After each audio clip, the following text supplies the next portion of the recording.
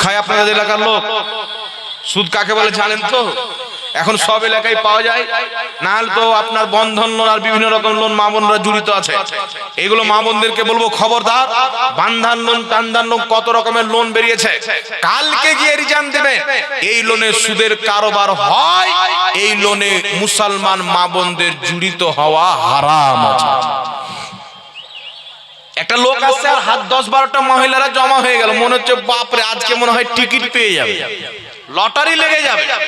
এই জন্য আপনাকে বলতে চাই, আর পুরুষরা হাতে চুরি পরে বাড়িতে বসে আছে, স্ত্রী বন্ধন লোনে যাচ্ছে, সিগনেচার করতে যাচ্ছে, দৌড়াদৌড়ি করছে, আর পুরুষ বাড়িতে বসে আছে। এটা ঠিক না বেঠিক? এই জোরে বলেন ঠিক না বেঠিক? এবার কিছু লোক আবার স্ত্রীর কামাই খেতে চায়। কি কামাই খেতে চায়? আমার স্ত্রী বন্ধন লোক করে কিছু ইনকাম যদি হয়ে যায় তো পেট চলবে। খবরদার, মহিলা হচ্ছে পর্দার জিনিস, আপনি ইনকাম করে নিয়ে এসে খাওয়ান। আর যদি খাওয়াতে না করেন তাহলে তার দায়িত্ব নিয়েছেন কেন? কেন তার দায়িত্ব নিয়েছেন? আপনাকে বলতে চাই বিরাদর ইসলাম, সুদ খাওয়া এমন একটা নিকৃষ্ট কাজ, যেই ব্যক্তি সুদের একটা টাকা খেলো আল্লাহ তার সাথে জিহাদ ঘোষণা করেছেন। আর যেই ব্যক্তি ওলিকে অস্বীকার করলো আল্লাহ বুখারীতে তার জন্য জিহাদ ঘোষণা করেছেন। তো আমরা সুদও খাবো না, আল্লাহর ওলিদের দামানও ছাড়বো না। না কি বলেন? জোরে বলেন। এই ঠিক না বেঠিক? একটু জোরে বলেন। যাক, এবার কয়েকটি কথা আপনাকে আল্লাহর ওলির ব্যাপারে বলি। আল্লাহ ওয়ালাদের মাজার আমরা জিয়ারত করতে যাই কি যাই না বাবা? আচ্ছা বলেন তো, সাজদা করা যাবে? আল্লাহ ছাড়া কাউকে সাজদা করা যাবে? আমরা মানি। আল্লাহ ছাড়া কাউকে সাজদা করা যাবে না। মাজার জিয়ারত করা যায়, মাজার জিয়ারত করা সুন্নাত, সওয়াবের কাজ, নেকির কাজ। কোথাও যদি দোয়া কবুল না হয়, মাজারে গিয়ে দোয়া কবুল হবে। ইমাম গাজ্জালী রাহমাতুল্লাহ আলাইহি বলেন, যখন পৃথিবীর কোথাও গিয়ে তোমার সাহায্য হবে না, দোয়া কবুল হবে না, আল্লাহর ওলিদের দরবারে গিয়ে দোয়া করবে, কবুল হয়ে যাবে।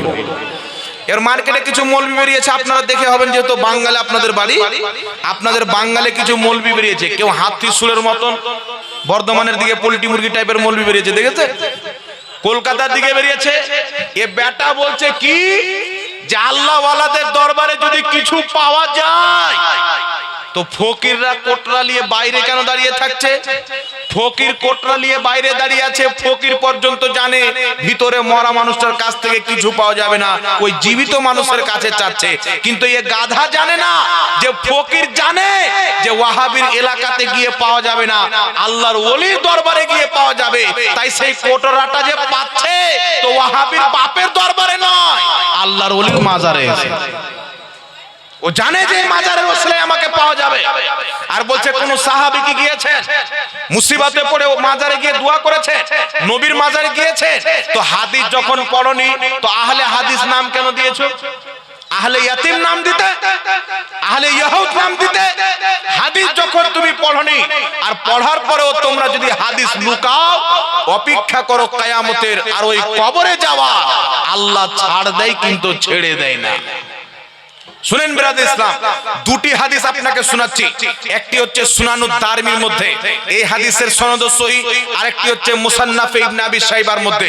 যেহেতু আপনারা ওলিয়া ওলিয়া ভক্ত, আল্লাহ ওয়ালার মাজার সামনে রয়েছে, প্রথমে একটি কথা শুনেন। প্রথম কথা হচ্ছে, আল্লাহ ওয়ালাদের কবরের উপরে গুম্বাদ তৈরি করা হয়। আপনাদের এখানে আছে না? কবরের উপরে গুম্বাদ তৈরি করা আছে।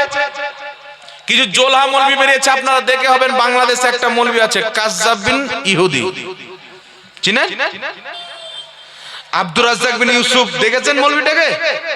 এ 100টা ফতোয়া দিলে 102টাই ফতোয়া ভুল বলে, প্রত্যেকটা ফতোয়া ভুল বলে। কেউ 100টা যদি কথা বলে তাহলে 102টা ভুল হওয়া সম্ভব আছে। ও তো বলেছে 100টা। কেউ এমন গাঁজাখোরের বেটা গাঁজাখোর, এই 100টা ফতোয়া দিলে 100টার চাইতে বেশি ভুল বলে। এক একটা ফতোয়াতে 4টা 5টা করে ভুল বলে। তো এইরকম গাধা যখন শরীয়তের গুরু হবে, মানুষ এদেরকে ফলো করবে, তাহলে জাহান্নাম আর খালি থাকবে বাবা? কিয়ামত কি আর বেশি দূরে থাকবে?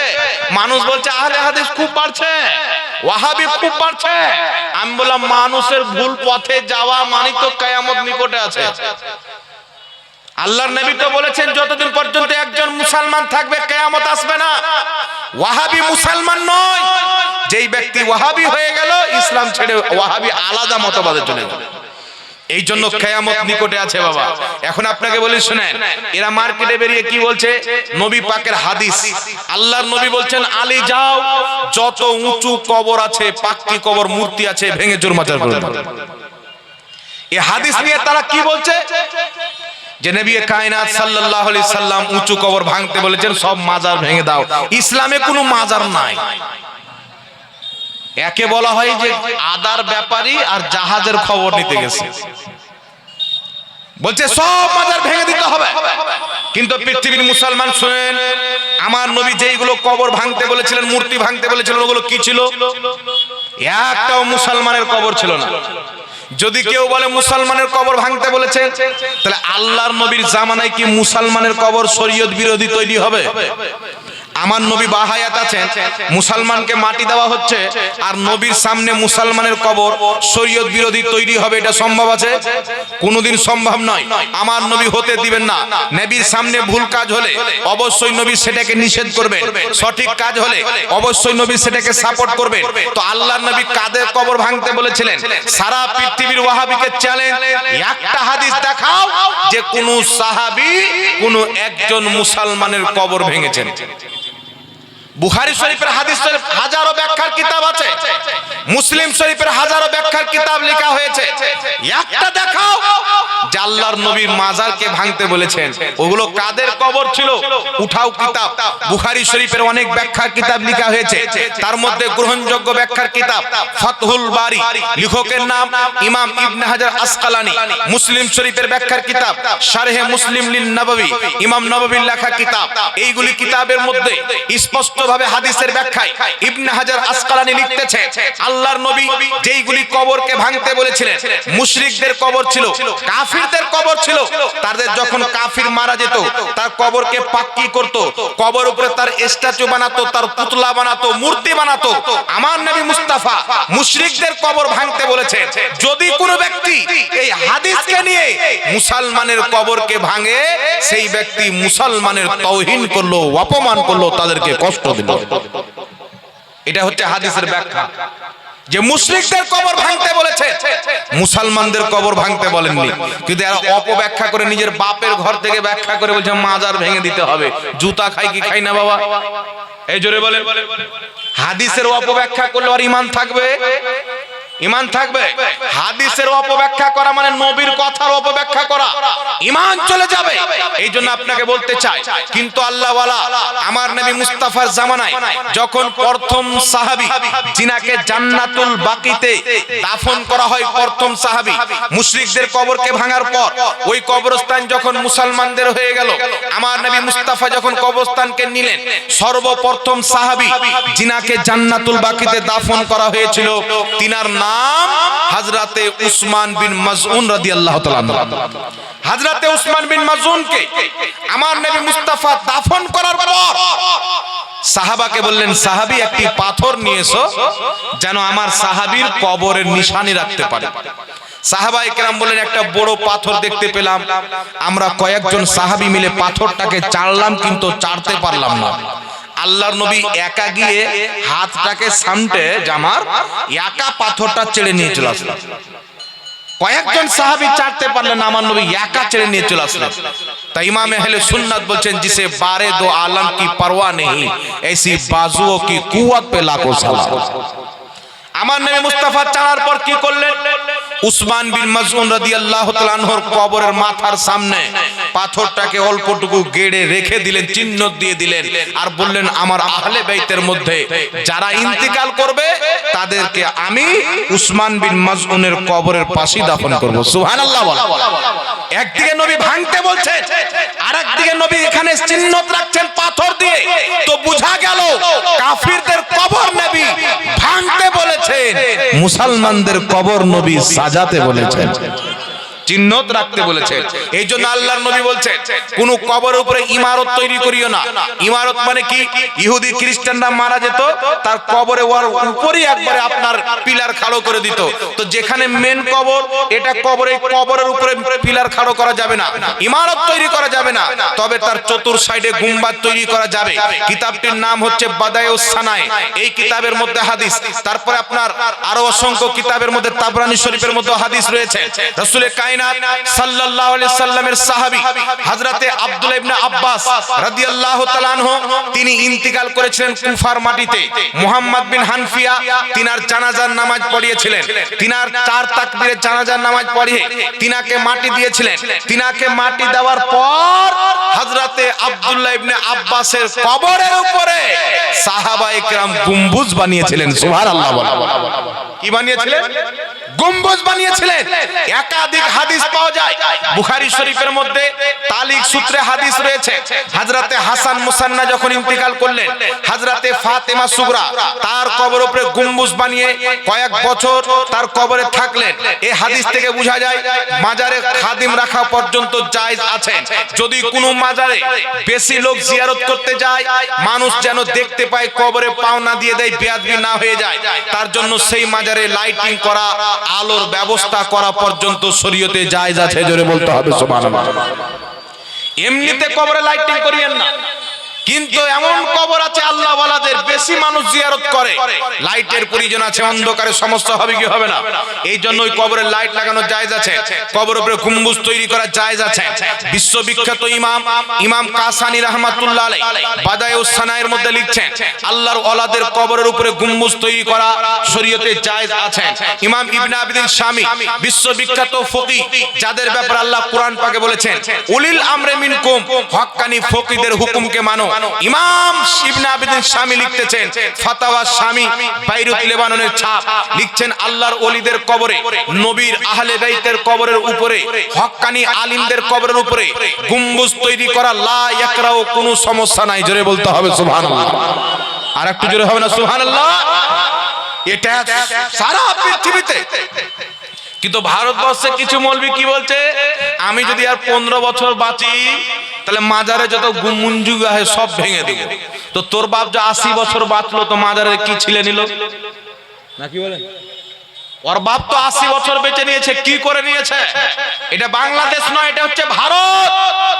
আল্লাহ ওয়ালাদের মাজারে যেটা হাত লাগাবে, ওই হাত গোড়া থেকে কেটে অলির মাননেওয়ালা সুন্নি মুসলমান ছুটিয়ে ফেলে দিলে। আর হিম্মত যদি থাকে তো দলিল নিয়ে বসো।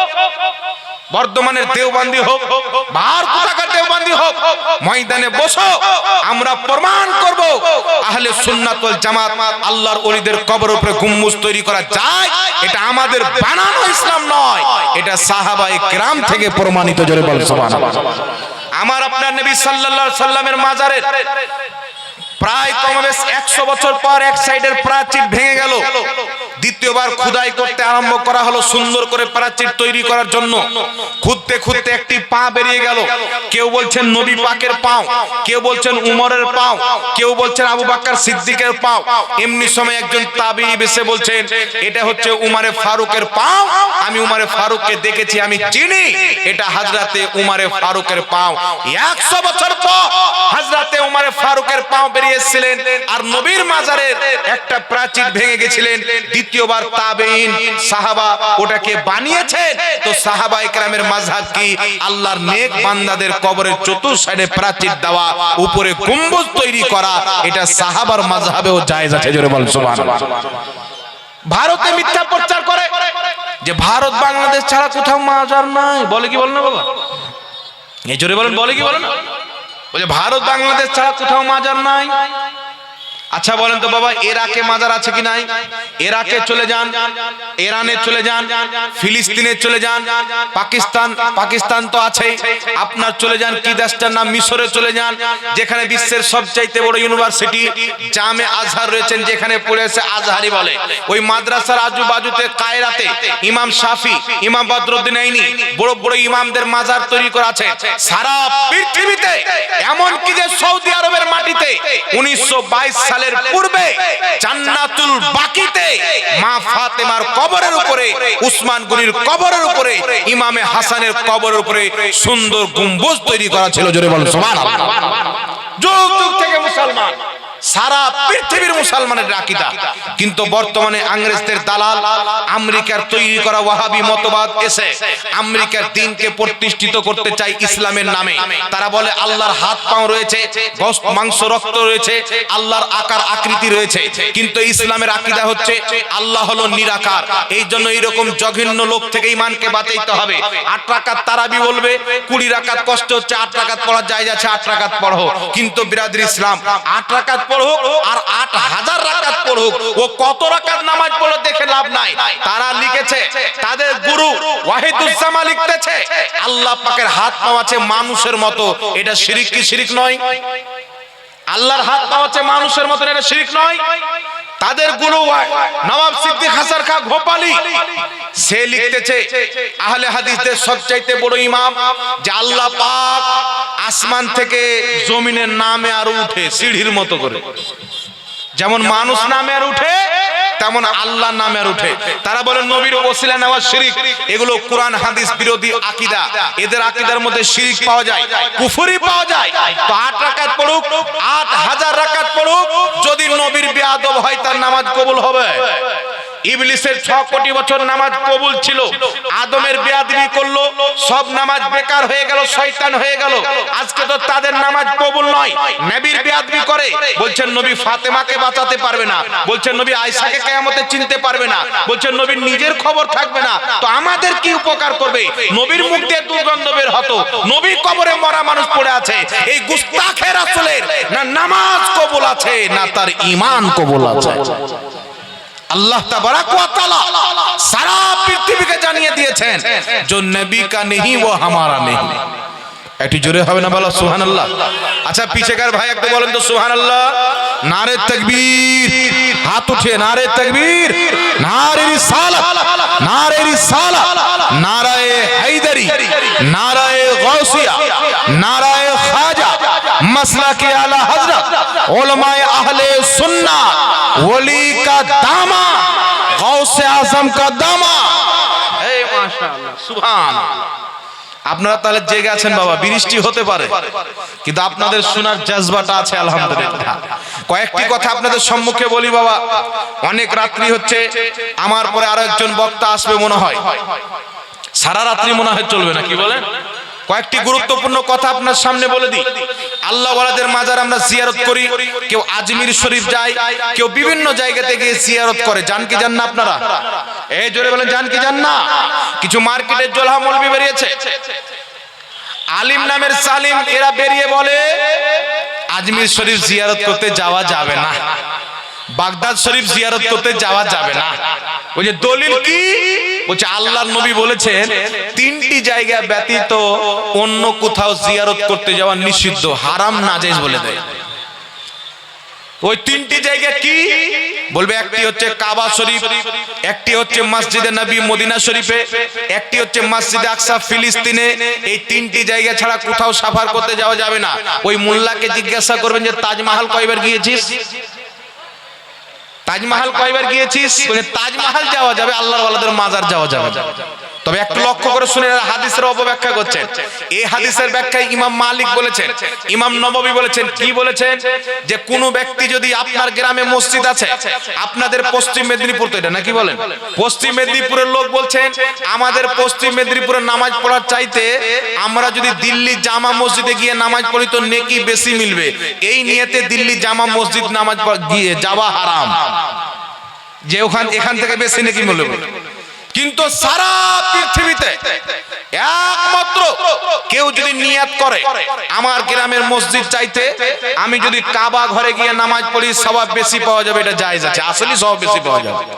মসজিদে নববীতে নামাজ পড়ি নেকি বেশি পাওয়া যাবে, সফর করে যান জায়েজ আছে। মসজিদে আকসায় নামাজ পড়বো নেকি বেশি পাওয়া যাবে, সফর করে যান জায়েজ আছে। এটা মসজিদের ব্যাপারে নবী বলেছেন, মাজারের ব্যাপারে নয়। আর মাজারের ব্যাপারে কি বলেছেন? আল্লাহর নবী বলছেন ফাজুরুহা, এখন তোমরা জিয়ারত করো। মুসান্নাফে আব্দুর রাজ্জাকের মধ্যে হাদিস, রাসূলুল্লাহ সাল্লাল্লাহু আলাইহি ওয়াসাল্লাম প্রত্যেক বছরের শুরুতে উহুদের শহীদগণের মাজার সফর করে জিয়ারত করতে যেতেন। নবী মুস্তাফার পর আবু বকর সিদ্দিক যেতেন, উমর ফারুক যেতেন, আর আমার নবী মুস্তাফা একাও জিয়ারত করতে গিয়েছেন, সাহাবায়ে কিরামকে সঙ্গে করে জিয়ারত করতে গিয়েছেন। একটু জোরে হবে না সুবহানাল্লাহ? তাই সফর করে জিয়ারত করতে যাওয়া, আজমির শরীফ হোক, বাগদাদ শরীফ হোক, সফর করে জিয়ারত করতে যাওয়া এটা নবীর সুন্নাত, আবু বকর উমরের সুন্নাত। জোরে হবে না সুবহানাল্লাহ? আর মৌলবি মাতাল বেরিয়েছে আল্লাহ ওয়ালাদের সাথে এদের দুশমনি, বুঝতে পারছেন? এরা বলছে আল্লাহ ওয়ালাদের দরবারে কিছুই পাওয়া যায় না, আমরা বলি আল্লাহ ওয়ালাদের ওসিলা দিয়ে দোয়া করলে আল্লাহ কবুল করে। মুসান্নাফ ইবনে আবি শাইবার মধ্যে সহিহ হাদিস, যে হাদিসকে ইমাম ইবনে হাজার আসকালানী ফাতহুল বারির মধ্যে সহিহ বলেছেন। ইমাম ইবনে কাসির আহলে হাদিসদের সবচাইতে বড় গুরু, ইবনে তাইমিয়ার ছাত্র, তিনিও হাদিসটিকে সহিহ বলেছেন। হযরতে ওমর ফারুকের জামানায় বৃষ্টি বন্ধ হয়ে গেল, সাহাবায়ে কেরাম দোয়া করছেন, ইস্তিসকার নামাজ পড়ছেন, কবুল হয় না। একটু ধ্যান দিয়ে মাসলাটা শুনেন। সহিহ সনদের হাদিস লা মাযহাবিদের গুরুও সহিহ বলেছেন। হযরতে বেলাল বলে একজন সাহাবী ছিলেন, যিনি আযান দিতেন, উনি নয় আরেকজন বেলাল নামের সাহাবী ছিলেন। তিনি রাসূলুল্লাহর দরবারে গেলেন, কোথাও যখন দোয়া হয় না আল্লাহর নবীর রওজা মুবারকে গেলেন। এখন তো দুর্ভাগ্যের বিষয়, বাংলাদেশে এমন মোল্লা বেরিয়েছে বলছে রওজা বলা যাবে না। বলে কি বল না? আমরা আল্লাহর ওলিদের কবরকে রওজা বলি, নবীদের কবরকে রওজা বলি, আর নামধারী ওয়াহাবি বেরিয়েছে বলছে রওজা বলা যাবে না। কিন্তু আল্লাহ কুরআন পাকে কি বলছেন জানেন? ওয়াল্লাযীনা আমানু ওয়া আমিলুস সলিহাতি ফি রাউদাতিল জান্নাহ। আল্লাহ বলছেন যারা ঈমান এনে ভালো কর্ম করে যায় তারা জান্নাতের বাগানে থাকে, তাদের কবরটা হচ্ছে রওজা, জান্নাতের বাগান। এই জোরে হবে না সুবহানাল্লাহ? তো আল্লাহর ওলিদের কবরকে রওজা বলা, নবীর কবরকে রওজা বলা, এটা কুরআন পাকের তরিকা। এটাকে যারা বিদআত বলবে ওর 14 খানদান বিদআত। এ গাধারা কোরআন পর্যন্ত পড়ে না, বলেন তো কি খেয়ে ফতোয়া দেয়? এই জন্য এই ধরনের বেঈমান মুনশি থেকে নিজের ঈমানকে বাঁচিয়ে রাখবেন, খবরদার। তিনি গেলেন, যে বলছে ইয়া রাসূলুল্লাহ আমরা সব ধ্বংস হয়ে যাচ্ছি, ফসল ধ্বংস হয়ে যায়, বাচ্চা মায়ের কোলে জান দিয়ে দেয়, দীর্ঘদিন থেকে বৃষ্টি হয়নি, পানির কারণে সব জীবজন্তু মারা যাচ্ছে, ইয়া রাসূলুল্লাহ একটু পানির ব্যবস্থা করে দেন। এই দোয়া করে হযরতে বেলাল চলে এসেছেন, রাতে শুয়ে আছেন।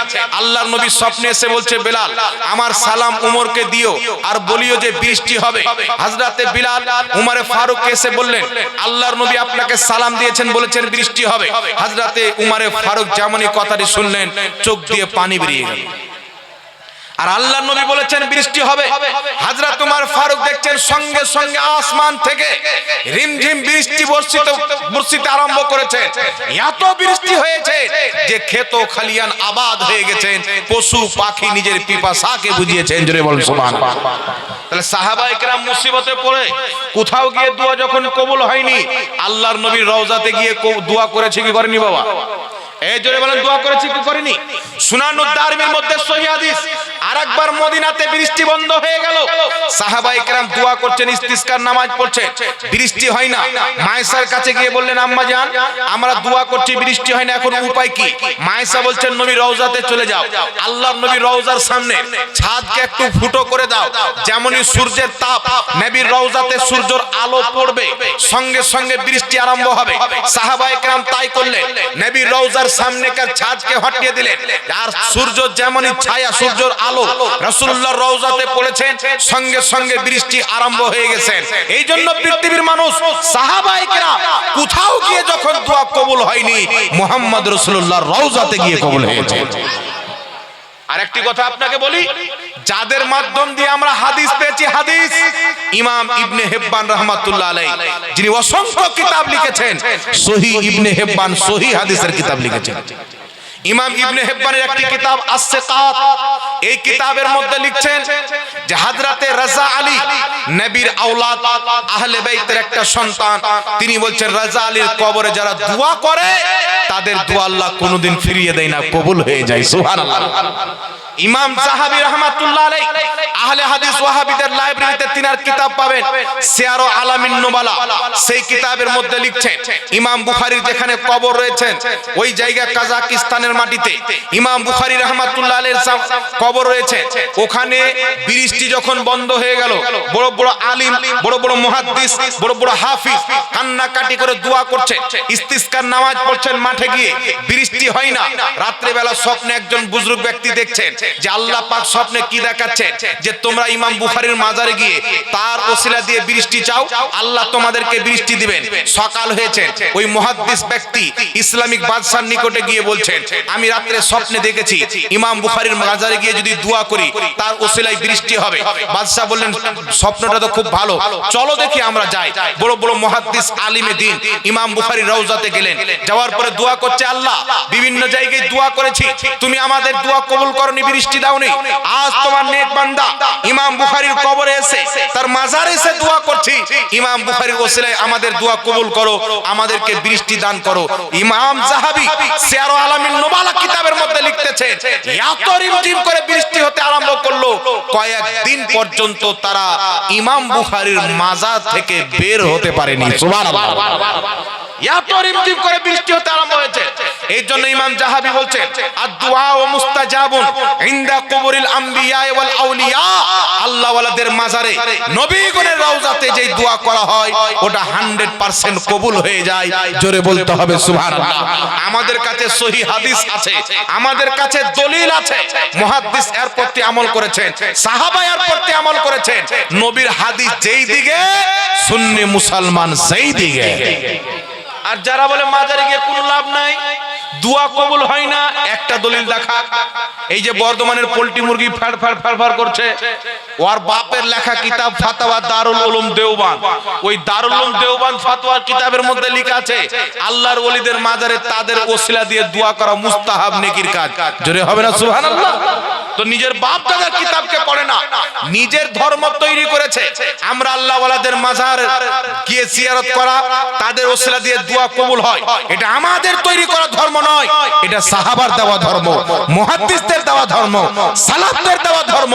আর নবী বলেছেন মানা আলাইহি ওয়া আসহাবি, 73 ফিরকার মধ্যে 72টি জাহান্নামে যাবে, একটি জান্নাতে যাবে যে আমি নবীর তরিকায় চলবে, আমার সাহাবার তরিকায় চলবে। তো সাহাবা গিয়ে মাজারে দোয়া করেছেন, আমরা গিয়ে দোয়া করব। তো আমরা যদি মাজারে গিয়ে দোয়া করলে মুশরিক হই, তাহলে সাহাবা কি ছিল বাবা? এই জোরে বলেন, সাহাবার চাইতে ইসলাম কেউ বেশি বুঝে? পিশেকার ভাই, নবীর সাহাবার চাইতে ইসলাম কেউ বেশি বুঝে? কোনই মতে বুঝতে পারে না। তাহলে সাহাবার করা আমলকে যারা শিরিক বলবে, এরা কি নবীর কলমা দেওয়া মুসলমান না ইহুদির দেওয়া মুসলমান?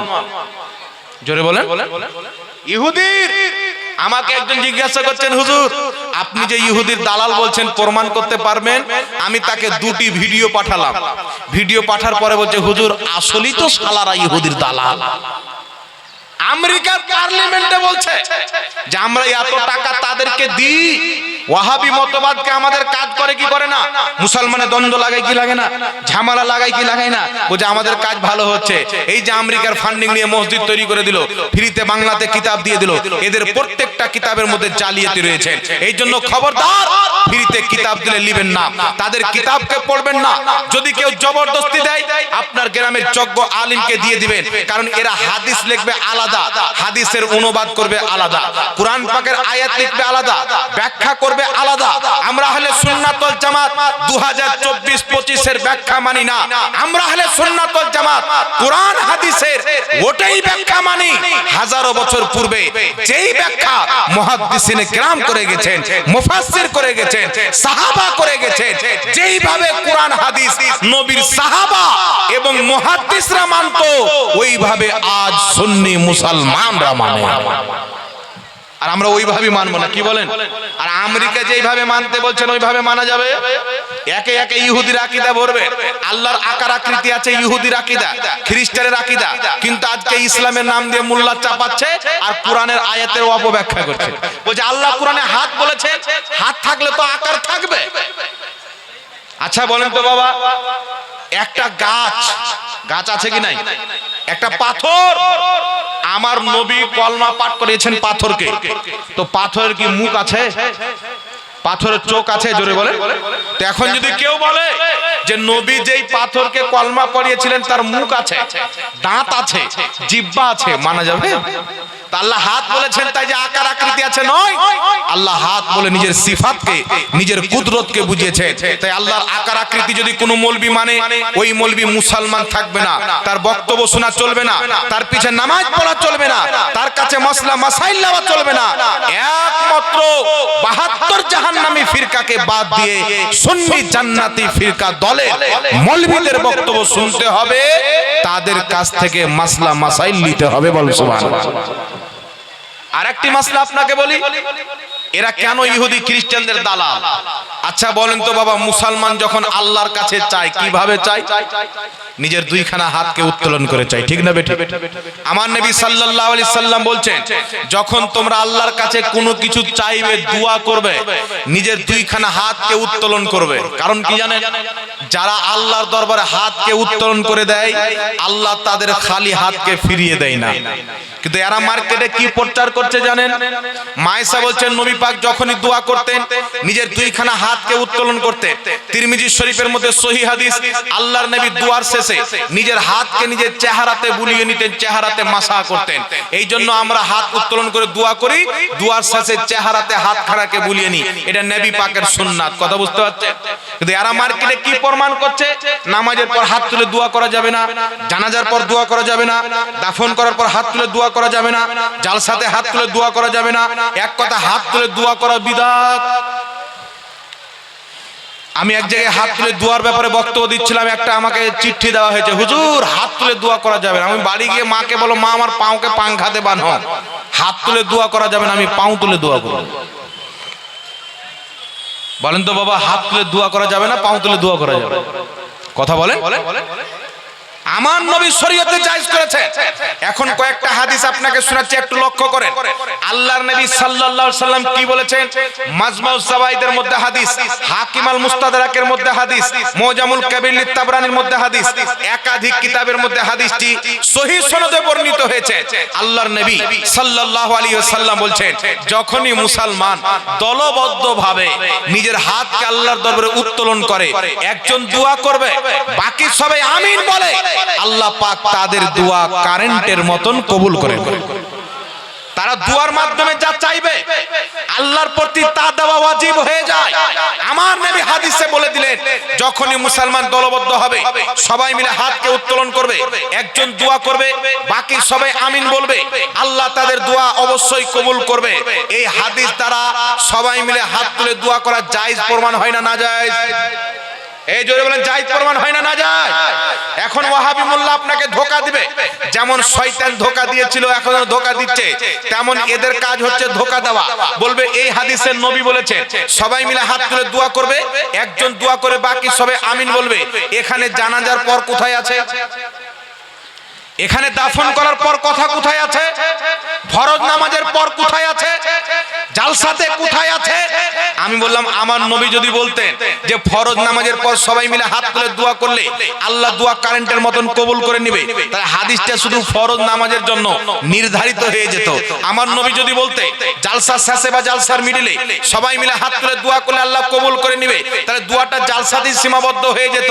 কিন্তু আমার নবী মুস্তাফা কোনো স্থান, কোনো আমল, কোন জায়গা নির্ধারিত না করে আমভাবে হুকুম করেছেন, যখনই মুসলমান দলবদ্ধভাবে সবাই মিলে হাত তুলে দোয়া করবে, আল্লাহর প্রতি সেই দোয়া কবুল করা আবশ্যক হয়ে যাবে, ওয়াজিব হয়ে যাবে। আমার নবী মুস্তাফা মুতলাক হুকুম করেছেন, যেখানে মুসলমান দলবদ্ধ হবে সেখানে সম্মিলিত দোয়া করা জায়েজ হবে। জোরে বলেন। কথা আমার বুঝতে পারছেন বাবা? নবী যদি বলতেন জানাজার পর সবাই মিলে দোয়া করলে দোয়া কবুল হবে, তাহলে হাদিসটা জানাজার নামাজের পরই কাজে আসতো। নবী যদি বলতেন ফরজ নামাজের পর, তাহলে ফরজ নামাজের পর কাজে আসতো। কিন্তু নবী কি বললেন? যেখানে মুসলমান দলবদ্ধ হবে, জালসাতে দলবদ্ধ হয়, জানাজাতেও দলবদ্ধ হয়, দাফনেও দলবদ্ধ হয়, মসজিদেও দলবদ্ধ হয়, তো যেখানে মুসলমান দলবদ্ধ হবে, নবী মুস্তাফার হাদিস সেখানে আমল করা যাবে। এই জোরে হবে না সুবহানাল্লাহ? এখন আপনাকে বলবে, বলেন তো হুজুর ফরজ নামাজের পরে হাত তুলে দোয়া করছেন, বাথরুমে যাওয়ারও তো দোয়া আছে। একজন ওয়াহাবি মৌলবি বলছে বাথরুমে যাওয়ারও তো দোয়া আছে, তাহলে ওখানে কেন হাত তুলে দোয়া করেন না? আচ্ছা বলেন তো বাবা, মসজিদ আর বাথরুম দুটো এক না আলাদা? এই জোরে বলেন, এক না আলাদা? আলাদা। তো ওই মৌলবিকে বলবো যে তোমাদের বাথরুম আর মসজিদ যদি সেম থাকে তাহলে দুই জায়গাতে হাত নামিয়ে দোয়া করি। আমাদের বাথরুম হচ্ছে নাপাক, নোংরা পরিষ্কার করার জায়গা না, কি বলেন, ভিতরে যা নোংরা আছে বের করে পরিষ্কার করবে। আর মসজিদ হচ্ছে ইবাদতের জায়গা, নামাজের জায়গা, সিজদা করার জায়গা, কোরআন তেলাওয়াত করার জায়গা, জিকির আজকার করার জায়গা। কোথায় বাথরুম আর কোথায় মসজিদ, এই ব্রেনে গোবর ভরা যে ওয়াহাবি মুন্সি এটাও বুঝে না। আমার আপনার নবী মুস্তাফা যেখানে দলবদ্ধ মুসলমান হবে সেখানে হাত তুলে দোয়া করা জায়েজ করেছেন। জোরে বলেন সুবহানাল্লাহ। আরেকটা কথা আপনাকে বলি শুনেন, মার্কেটে কিছু মোল্লা ইউটিউবের মধ্যে দেখতে পাওয়া যায়, খুব মনোযোগ সহকারে শুনবেন। আমি এটা চ্যালেঞ্জ করে যাচ্ছি, ওয়াহাবি মৌলবি যারা নিজেকে আহলে হাদিস বলে, এরা আল্লাহর কসম এরা নবীর কমপ্লিট হাদিস মানে না। যেটা এদের ইচ্ছা করে ওটা মেনে নিল, যেটা এদের মতের বাইরে যাবে সেটাকে বাতিল করে দিল। এরা কি বলতে চায়, আল্লাহর নবী ফরজ নামাজের পর দোয়া করেছেন, তবে হাত তুলে দোয়া করেননি। আল্লাহর কসম খেয়ে বলি, আমার নবী মুস্তাফা ফরজ নামাজের পরে দোয়া করেছেন, হাত তুলে দোয়া করেছেন। পৃথিবীতে এমন কোন মায়ের লাল নাই যে প্রমাণ করবে আমার নবী ফরজ নামাজের পর হাত তুলে দোয়া করেননি। খোদার কসম খেয়ে বলি, আহলে সুন্নাত ওয়াল জামাতের নগণ্য খাদিম হিসাবে সারা পৃথিবীর ওয়াহাবি যদি একদিকে চলে আসে তাদের কান ধরে দেখাবো আমার নবী মুস্তাফা ফরজ নামাজের পর হাত তুলে দোয়া করেছেন। সুবহানাল্লাহ। এখন কয়েকটি দলিল দিচ্ছি আপনাকে, শুনে। সর্বপ্রথম দলিল দিচ্ছি, আমি হাদিসের কিতাবের দলিল দিব না, লা মাযহাবিদের কিতাব থেকে দলিল দিচ্ছি। তিরমিজি শরীফের সারা তোহফাতুল আহওয়াজি, আহলে হাদিসদের মুহাদ্দিস তাদের ইমাম আব্দুর রহমান মুবারকপুরি ওই তোহফাতুল আহওয়াজির দ্বিতীয় খণ্ডের মধ্যে 4টি হাদিস নিয়েছেন যে আল্লাহর নবী ফরজ নামাজে সালাম ফিরানোর পর কখনো কিবলামুখী হয়ে রাফাআ ইয়াদাইহি, নিজের দুইখানা হাতকে উত্তোলন করতেন, ওয়া দা, তারপরে আল্লাহর নবী দোয়া করতেন, কখনো কিবলামুখী হয়ে কখনো মুক্তাদির দিকে চেহারা করে আল্লাহর নবী ফরজ নামাজের পর দোয়া করেছেন। 4খানা হাদিস ওয়াহাবিদের গুরু আব্দুর রহমান মুবারকপুরি তোহফাতুল আহওয়াজির মধ্যে উল্লেখ করার পরে বলছে, এই জন্য আহলে হাদিসদের মধ্যে অনেক উলামায়ে কেরাম বলেছেন ফরজ নামাজের পর হাত তুলে সবাই মিলে দোয়া করা জায়েজ আছে। আবার কিছু কিছু উলামা নিষেধ করেছেন। আব্দুর রহমান মুবারকপুরি বলছেন, আমার নিকটে রাজে কল হলো, বিশুদ্ধ ফতোয়া হলো, ফরজ নামাজের পর সবাই মিলে হাত তুলে দোয়া করা জায়েজ আছে। জোরে বলুন সুবহানাল্লাহ। আরে লেহাকে বলিয়ে না সুবহানাল্লাহ। এটা কে বলছেন জায়েজ আছে? যারা বলে হাত তুলে দোয়া করা যাবে না তাদের বড় বাপ। আমরা কে বলছে ফরজ নামাজের পর হাত তুলে দোয়া করতে বিদআত? আমার নবী জানতেন না বিদআত, তিনি হাত তুলে দোয়া করছেন। আর বেটা তুই বুঝে নিলি তুই নবীর শরীয়ত মানছিস না খ্রিস্টানদের শরীয়ত মানছিস? আল্লাহর নবী হাত তুলে ফরজ নামাজের পর দোয়া করেছেন, যেই মুল্লা বলবে ফরজ নামাজের পর হাত তুলে দোয়া করা বিদআত, আমার নবী করেছেন আর মুল্লা বলছে বিদআত, এ আহলে হাদিস নয়, আহলে নার, জাহান্নাম ওয়ালা। ইহুদির দালাল, খ্রিস্টানের দালাল হতে পারে, নবী মুস্তাফার আমলকে যারা বিদআত বলবে তারা কোনদিন মুসলমান হতে পারে? এই জোরে বলেন, মুসলমান হবে? নবী যেটা করেছেন ওটাই তো করতে হবে, নবী যেটা করেছেন ওটা তো করতে হবে। আল্লাহ নবী ফরজ নামাজের পর হাত তুলে দোয়া করেছেন। 4টা হাদিস তোহফাতুল আহওয়াজির মধ্যে আব্দুর রহমান মুবারকপুরি তিরমিজির সারার মধ্যে লিপিবদ্ধ করার পরে ফতোয়া দিয়েছে। বিশুদ্ধ ফতোয়া হচ্ছে, সহিহ ফতোয়া রাজে হচ্ছে ফরজ নামাজের পর হাত তুলে দোয়া করা যায়। তারপরে চলে আসেন লা মাযহাবি আহলে হাদিসের গুরু নাজির হোসেন দেহলভী নিজের কিতাব ফাতাওয়া নাজিরিয়ার মধ্যে লিখতেছেন, আল্লাহর নবী ফরজ নামাজের পর নিজে হাত তুলে দোয়া করেছেন, উম্মতকে করতে বলেছেন। আহলে হাদিসদের ধর্মগুরু সানাউল্লাহ অমৃতসরি ফাতাওয়া সানাইয়ের মধ্যে লিখতেছেন, আল্লাহর নবী ফরজ নামাজের পর নিজেই হাত তুলে দোয়া করেছেন, করেছেন, তাই ফরজ নামাজের পর হাত তুলে দোয়া করা মুস্তাহাব নেকির কাজ। জোরে বল সুবহানাল্লাহ। আর আল্লাহ পাক বলেছেন ফাইদা ফারাগতা ফানসাব, যখন তুমি নামাজ থেকে অবসর নেবে হাত তুলে আল্লাহর কাছে দোয়া করবে। নামাজ থেকে যখন ফারিগ হবে, নামাজ থেকে অবসর নেবে, তখন আল্লাহর কাছে দোয়া করবে। আব্দুল্লাহ ইবনে মাসউদ তাফসীর ইবনে আব্বাসের মধ্যে লিখতেছেন ওটা হচ্ছে ফরজ নামাজ। অর্থাৎ ফরজ নামাজে যখনই সালাম ফিরানো হবে আল্লাহর কাছে দোয়া করবে। আল্লাহ কুরআন পাকে করতে বলেছেন, নবী হাত তুলে দোয়া করেছেন, তাই আমরাও হাত তুলে দোয়া করি। জোরে বলুন সুবহানাল্লাহ। শুধু তাই নয়, আহলে হাদিসদের সবচাইতে বড় মুহাদ্দিস নাসিরউদ্দিন আলবানী, ঘড়ির মেকার, নামটা শুনেছেন? এই আলবানীকে নিয়ে তারা লাফালাফি করে। আলবানী যদি জাল হাদিসকে বলে সহি, ওয়াহাবিদের নিকটে ওই হাদিসটা সহি। আর আলবানী যদি বলে যে জাল হাদিসটা যদি সহি থাকে আর জাল বলে দেয়, ওটা ওদের নিকটে জাল। নাসিরউদ্দিন আলবানীর একটি কিতাব যার নাম হচ্ছে রাসূল সাল্লাল্লাহু আলাইহি ওয়াসাল্লামের নামাজ, ঢাকা বাংলাদেশ থেকে প্রকাশিত। সেই কিতাবের মধ্যে নাসিরউদ্দিন আলবানী ফরজ নামাজের পর দুয়ার পরিচ্ছদে গিয়ে আলোচনা করতে গিয়ে বলছেন ফরজ নামাজের পর সবাই মিলে হাত তুলে দোয়া করা যাবে। জোরে বলেন সুবহানাল্লাহ। ফরজ নামাজের পর সবাই মিলে হাত তুলে দোয়া করা যায়। তো যে ওয়াহাবি বিদআতের ফতোয়া দেয়, আমাদের প্রতি ফতোয়া দেওয়ার পূর্বে তোমাদের গুরু ঘন্টাল ইবনে তোমাদের গুরু নাসিরউদ্দিন আলবানীর উপর আগে বিদআতের ফতোয়া দাও, তোমাদের গুরু আব্দুর রহমান মুবারকপুরীর উপর আগে ফতোয়া দাও, নাজির হোসেন দেহলভী পড়তে আগে ফতোয়া দাও, সানাউল্লাহ আমৃতসরী পড়তে আগে ফতোয়া দাও। তোমরা ফরজ নামাজের পর যেই ওয়াহাবি হাত তুলে দোয়া করাকে বিদআত বলে, তাদের কিতাব থেকে তাদেরকে বিদআতি প্রমাণ করব আমরা। মাত্র 2 মিনিট টাইম লাগবে, বেশি সময় লাগবে। এইজন্য আপনাকে বলতে চাই, আল্লাহর নবী ফরজ নামাজের পর হাত তুলে দোয়া করেছেন, আমাদের নবী করতে বলেছেন। তাহলে আমাদের নবী করে দোয়া করেছেন, আল্লাহ করতে বলেছেন, তাহলে এটা নাজায়েজ হবে না জায়েজ হবে? বাবা এই জোরে বলেন পিছেকার ভাই, জায়েজ হবে না নাজায়েজ হবে? এই জন্য কেউ যদি আপনাকে বলে ফরজ নামাজের পর দোয়া করে যাবে না, এই দেখেন একটি বই আপনাদের সম্মুখে নিয়ে এসেছি বাবা। বইটির নাম হচ্ছে হাদিস ও মুহাদ্দিসের দৃষ্টিতে সহি নামাজ। কিছু লোক আছে না এইভাবে মহিলার মতন হাত বানায় না, মানে না? মার্কেটে কিছু লোক আছে বুকে হাত বানায়। ওই যে আবু দাউদ শরীফের মধ্যে 759 নম্বর হাদিস, আল্লাহর নবী বুকে হাত বানিয়েছেন, হাদিসটি সহি। তোমার আব্বা আলবানী সহি বলেছেন, পৃথিবীতে কেউ সহি বলেনি। কারণ এই হাদিসের সনদের মধ্যে ইনকিতা রয়েছে। ইনকিতা কোথায়?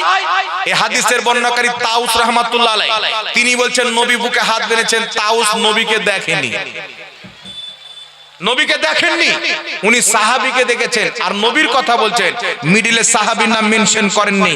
এই হাদিসটা ইনকিতা হলো কি হলো না? এই সনদ কাটা হলো কি হলো না? আর লামাযাবি ওয়াহাবিদের নিকটে সনদে যদি ইনকিতা থাকে হাদিসটা গ্রহণযোগ্য নয়, তাহলে তোমাদের নিকটে তো হাদিসটা গ্রহণযোগ্য নয়। তোমাদের আলবানী তো জালিয়াতি করে নিজের বাবার ধর্মকে প্রতিষ্ঠিত করার জন্য এই দুর্বল হাদিসকে সহিহ বলে দিয়েছে। কথা বুঝতে পারছেন কি পারেন না? চিটারি করে। কিন্তু আবু দাউদের হাদিস হোক, পৃথিবীর যে কোনো কিতাবে হোক, সারা পৃথিবীর মাটিতে কোনো মৌলবি বুকের উপরে হাত বানার একটাও সহি হাদিস দেখাতে পারে না। বুকে হাত বানার কোনো সহি হাদিস নাই।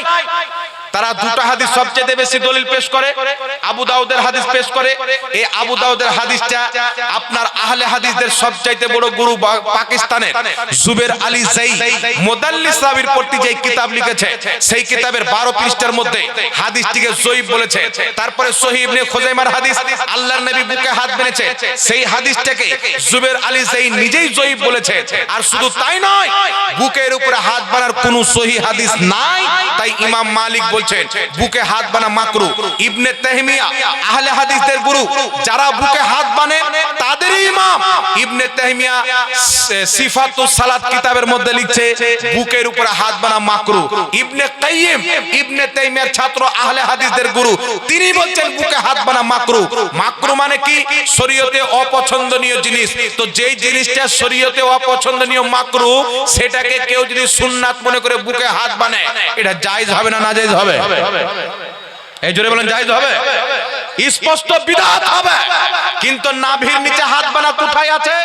এখন যদি আমি হাদিস দিই, কালকে যারা বুকে হাত মানে তাদের মোল্লা বলবে জয়ীফ হাদিসকে সহি বলে চলেছেন, এই জন্য হাদিস দিব না। এমন দলিল দিয়ে দিব ওর মুখে তালা লাগবে, ওর 14 গোষ্ঠীর মুখে তালা লাগবে। উঠান তিরমিজি শরীফ, জামিউত তিরমিজির মধ্যে ইমাম তিরমিজি হাদিস নিয়েছেন, আল্লাহর নবী যখন নামাজে দাঁড়াতেন ডান হাতকে বাম হাতে রাখতেন, এত দূর পর্যন্ত হাদিস রয়েছে।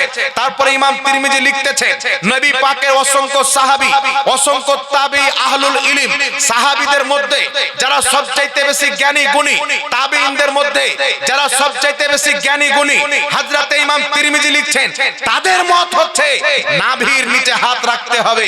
আবার কিছু সাহাবীর মত হচ্ছে নাভির উপরে হাত রাখতে হবে। দুটো কল বলেছেন সাহাবা এবং তাবেঈনদের, দুটো মাযহাব ছিল।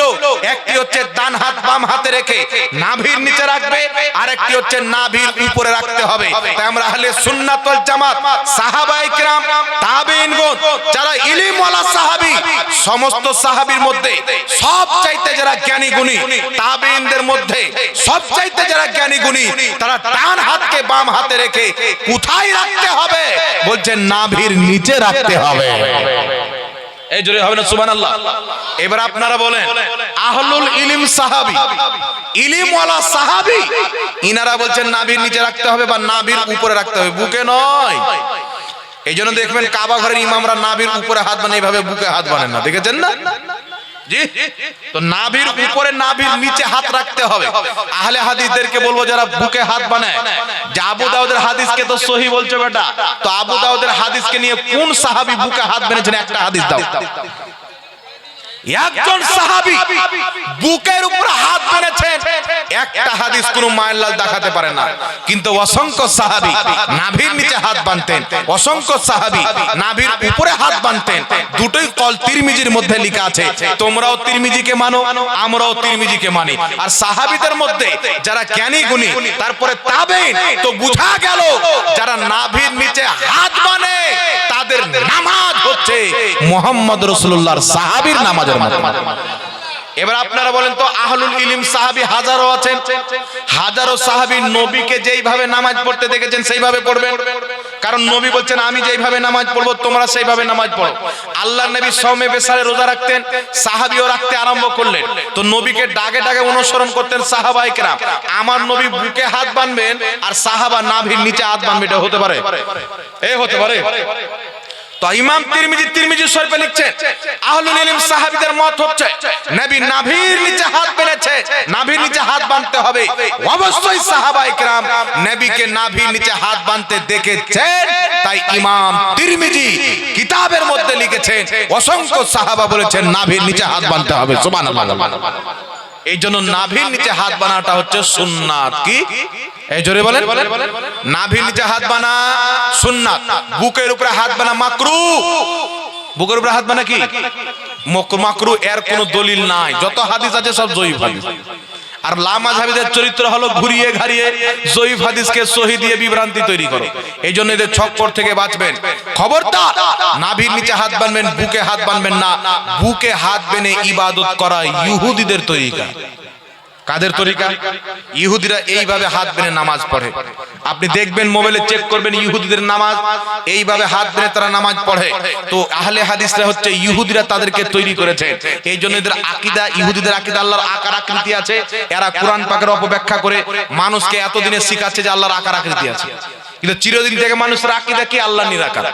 এটাই আকীদার কিতাবের মধ্যে লেখা আছে। কোন আকীদার কিতাবে, পৃথিবীতে একটা আকীদার কিতাবে কেউ দেখাতে পারবে না যে আল্লাহর আকার আকৃতি আছে। সব কিতাবে লেখা আছে আল্লাহ নিরাকার। এরা ইহুদির আকীদা প্রচার করছে, ইহুদি এখানে হাত বাঁধে, তাই এরা নবীর সুন্নাত বাদ দিয়ে বলছে ইহুদির সুন্নাত আমল করো। আবু দাউদের জয়ীফ হাদিসকে জোর করে টেনে টুনে বলছে সহি হাদিস, মিথ্যা প্রচার করে মানুষের সামনে। যে সনদে ইনকিতা আছে এটা সহি মুত্তাসিল কি করে হতে পারে? এই জন্য আমার 10 লাখ টাকা পুরস্কারের ইনাম 2 বছর পূর্বে করেছি, এখন পর্যন্ত আছে। বুকের উপরে হাত বাঁধা সহি মারফু মুত্তাসিল একটা কেউ যদি হাদিস দেখাতে পারে তাকে 10 লক্ষ টাকা আমার পক্ষ থেকে পুরস্কার দেওয়া হবে। একটা হাদিস কেউ দেখাতে পারবে না, কিন্তু নাভির নিচে হাত বানা হাদিস আলহামদুলিল্লাহ আমরা দেখাবো। জোরে হবে না সুবহানাল্লাহ? আর একটু জোরে বলেন সুবহানাল্লাহ। এইবার চলে আসেন আরেকটা মাসলা বলে দিই। এই কিতাবটা বাবা আপনারা যারা ইচ্ছুক আছে, নামাজের শুরু থেকে নিয়ে শেষ পর্যন্ত তারাবির নামাজ, রাকাত সংখ্যা সহিহ হাদিস দ্বারা 20 রাকাত তারাবির পড়তে সাহাবার ইজমা ঐক্যমত হয়েছে। মহিলারা বাড়িতে নামাজ পড়বে, মসজিদে যেতে পাবে না। সমস্ত দলিল সহিহ হাদিসের আলোতে। কে সহিহ বলেছেন, কোন কিতাবে বলেছেন, কত নম্বর পৃষ্ঠা, কত নম্বর হাদিস, সব এই কিতাবের মধ্যে পাবেন। কিতাবটির হাদিয়া হচ্ছে মাত্র 150 টাকা। যারা আপনারা ইচ্ছুক আছেন একটু নিয়ে গিয়ে ঘুরে নেন। মাওলানা ঈদুল সাহেব যাচ্ছেন, আপনারা যারা ইচ্ছুক আছেন 150 টাকা বের করে রাখেন, কিতাবটা আপনারা সংগ্রহ করবেন। এখানে একটা